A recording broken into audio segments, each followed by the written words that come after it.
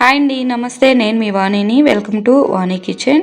ఈరోజు నేను వంకాయ చట్నీని సింపుల్ అండ్ టేస్టీగా ఏ విధంగా ప్రిపేర్ చేయాలో ఈ వీడియోలో చూపించబోతున్నాను. ఇప్పుడు లేట్ చేయకుండా ఈ వంకాయ చట్నీని ప్రిపేర్ చేయడం కోసం ముందుగా స్టవ్ మీద ఒక ప్యాన్ పెట్టుకోవాలి. అందులోకి 2 టేబుల్ స్పూన్ల ఆయిల్ వేసుకోవాలి. ఆయిల్ హీట్ అయ్యాక ఒక 10 నుంచి 12 వరకు ఎండుమిరపకాయలను తీసుకోవాలి.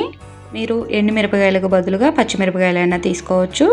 ఈ చట్నీలోకి ఎండుమిరపకాయలు కొంచెం ఎక్కువగానే పడతాయండి. మీరు మీ కారానికి తగినంత తీసుకోండి. ఇలా ఎండుమిరపకాయలు ఫ్రై అయ్యాక వీటిని పక్కకు తీసేసుకోవాలి. అదే ప్యాన్లోకి వంకాయ ముక్కల్ని వేసుకోవాలి. ఆయిల్ తక్కువగా అనిపిస్తే కనుక ఇంకొక 1 టేబుల్ స్పూన్ ఆయిల్ వేసుకొని గ్యాస్ మీడియం ఫ్లేమ్లో ఈ వంకాయ ముక్కల్ని కలుపుకుంటూ ఒక 15 మినిట్స్ కుక్ చేసుకోవాలి.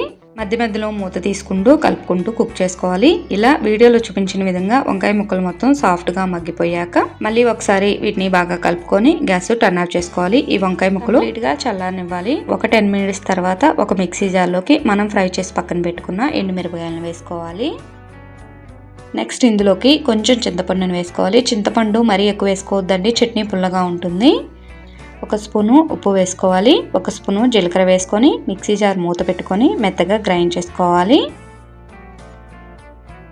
ఇలా వీడియోలో చూపించిన విధంగా మెత్తగా గ్రైండ్ చేసుకున్నాక ఇందులోకి మనం ఫ్రై చేసి పక్కన పెట్టుకున్న వంకాయ ముక్కలను కూడా వేసుకోవాలి. ఒక మీడియం సైజ్ ఆనియన్ని చిన్న ముక్కలుగా కట్ చేసుకొని వేసుకోవాలి. ఒక 5-6 వెల్లుల్లి రెబ్బల్ని పొట్టు తీసుకొని వేసుకోవాలి. మిక్సీ జార్ మూత పెట్టుకొని మరీ మెత్తని పేస్ట్ లా కాకుండా కొంచెం బరగ్గా గ్రైండ్ చేసుకోవాలి.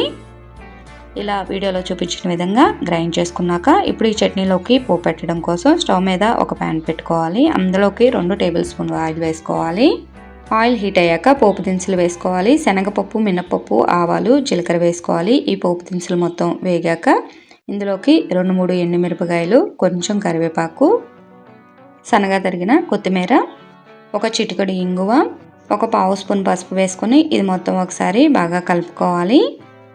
నెక్స్ట్ ఇందులోకి మనం గ్రైండ్ చేసి పక్కన పెట్టుకున్న ఈ వంకాయ చట్నీని కూడా వేసుకొని ఈ చట్నీ మొత్తం ఈ పోపులో కలిసే విధంగా బాగా కలుపుకోవాలి. ఇలా చట్నీ మొత్తాన్ని బాగా కలుపుకున్నాక సాల్ట్ సరిపోయిందో లేదో ఒకసారి చెక్ చేసుకొని సాల్ట్ సరిపోతే కనుక సాల్ట్ని యాడ్ చేసుకోండి.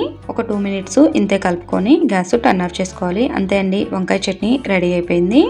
వేడి అన్నంలోకి అయితే చాలా అంటే చాలా బాగుంటుందండి. మీరు కూడా ఒకసారి ఇలా వంకాయ చట్నీని ట్రై చేసి ఎలా వచ్చిందో కామెంట్ రూపంలో తెలియచేయండి.